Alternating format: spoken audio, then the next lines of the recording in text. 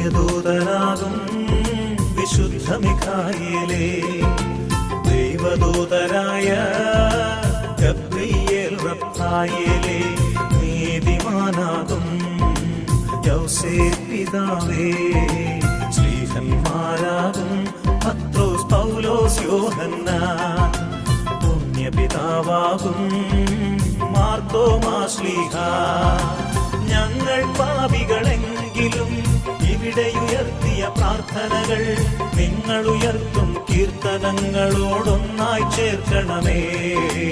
മാതാവിൻ തൃപ്പാദത്തിൽ കാഴ്ചവെക്കണമേ. ഞങ്ങൾ പാപികൾ